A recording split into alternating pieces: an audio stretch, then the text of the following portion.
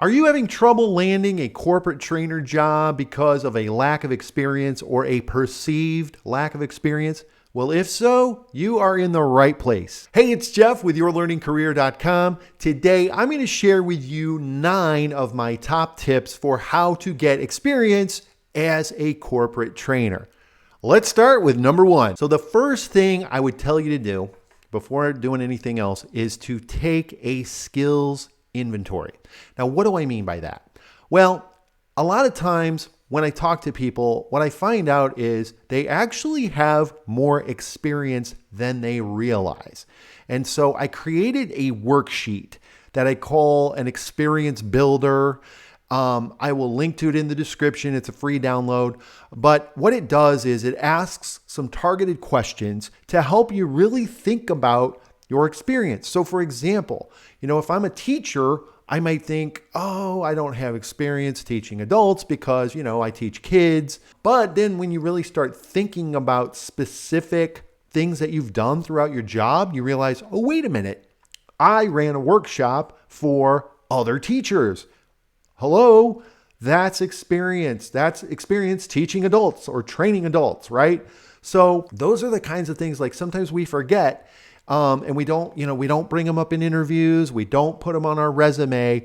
And so that's what I mean by taking a skills inventory. So if that's something you haven't done yet, I would say you definitely want to go into the description, get that free worksheet that I created, and start there. Number 2, your current job. Now, I know the whole point of you looking at corporate trainer jobs is you're trying to leave your current job. But the fact of the matter is, wherever you work right now is a potential gold mine for gaining experience.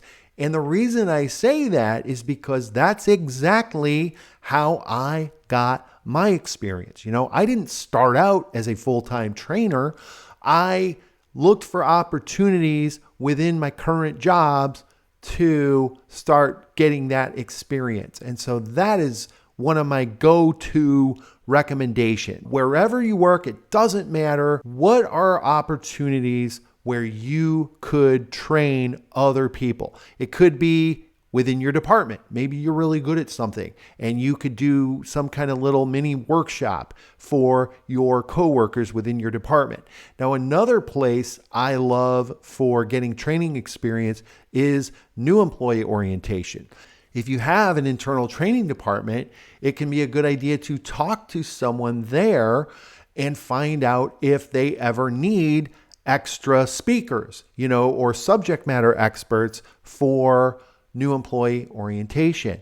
And that can be a way to get your foot in the door, to go in and present, a 30-minute, hour-long presentation as part of that. Maybe there are other training programs where you could come in, again, as a subject matter expert, but it's also a way for you to start building up those training skills. So that, for me, that's a big one that I always point to. Number 3, volunteer organizations. Most of us are involved in some way with various organizations outside of work. It could be through a family member, it could be through your kids. There's scouting, there's community theater, there's, maybe you volunteer at the zoo. There's all kinds of places where you might be a volunteer.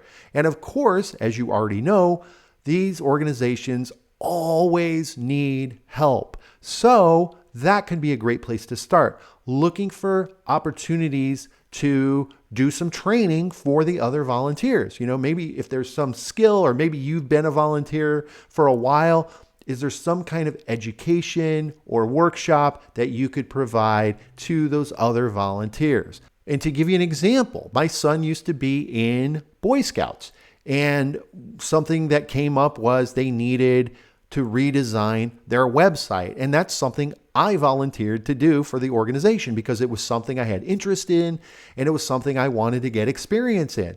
So even though I had no experience building a website or anything like that, I volunteered, I taught myself WordPress, and I redesigned their website. So now that is something I can point to. And a bonus of doing it for a volunteer organization is that, you feel good, right?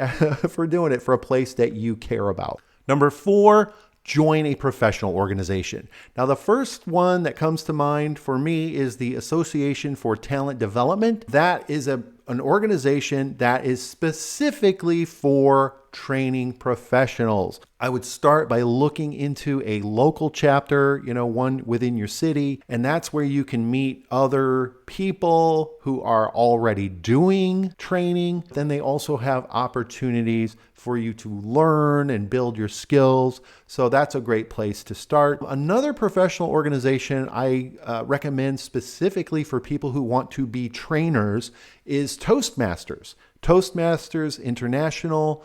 This is a great group for building up your public speaking skills. So that's one that I've been involved with that I found to be very beneficial. So those are a couple. I'll put links to them in the description, but those are definitely some that I would check out. Number 5. Now this one's kind of a cheat because you're already here. But number 5, I'm going to mention YouTube because let's face it, you can find anything and everything on YouTube. I mean, you're here, right? You're already here watching this video. And I know that you're not specifically getting experience on YouTube or by watching YouTube, but I like to mention it as a place to go, to find videos like this that can at least, give you some advice and get you going in the right directions. Number 6, take an online course. Now, this may seem similar to YouTube, but I would say, YouTube is very informal and you go on and you search and it recommends things and it's great. But if you want a little more targeted help and on a more, be more specific on a topic that's going to guide you through, I think some of the online courses that you can access can be very helpful. And what's great is you have a lot of choices of places where you can find online courses. So there's Udemy, Skillshare is another one, and then LinkedIn Learning is another one I like. So those are all places where I've found some good courses to take on various topics. Now, Udemy, they usually have sales all the time.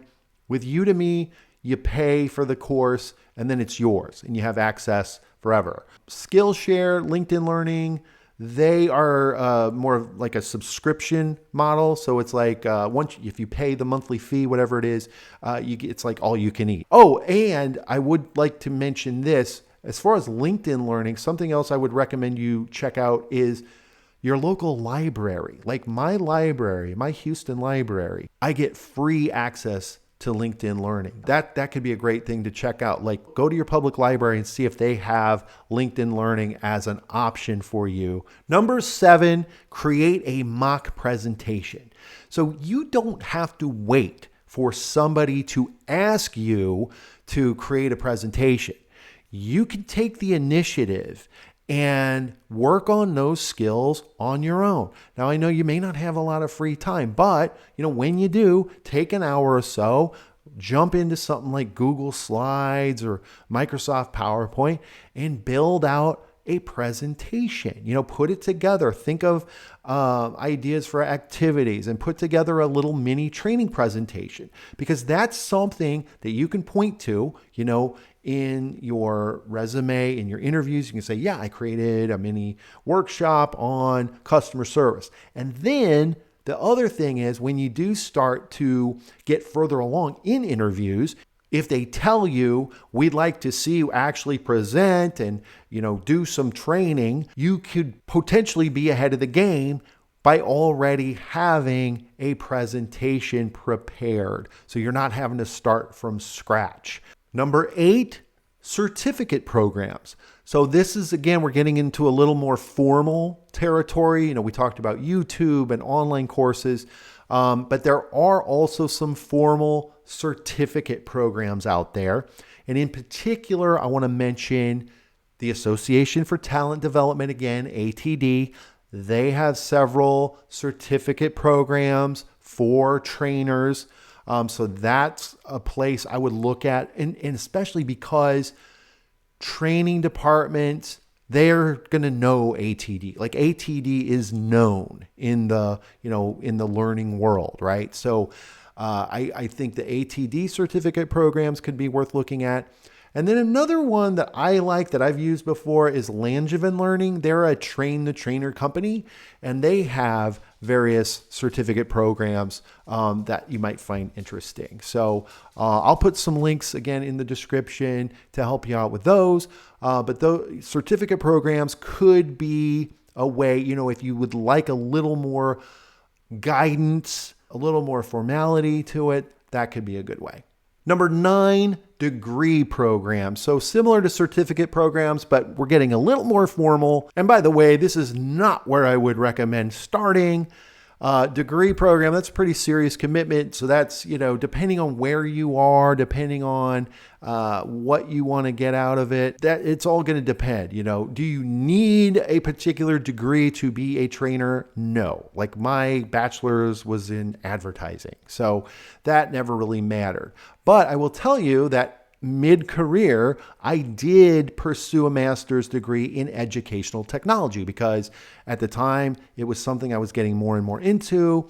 I wanted to learn more. I thought it could be helpful to get, to have a master's, and my company had a tuition reimbursement program. So I took advantage of that. So that at that time, that was a great move for me. But again, it really depends on where you are. So experience is just one of the things that could be getting in your way of landing that corporate trainer job. If you want to learn about some other things that could be getting in your way, you're going to want to check out this video next.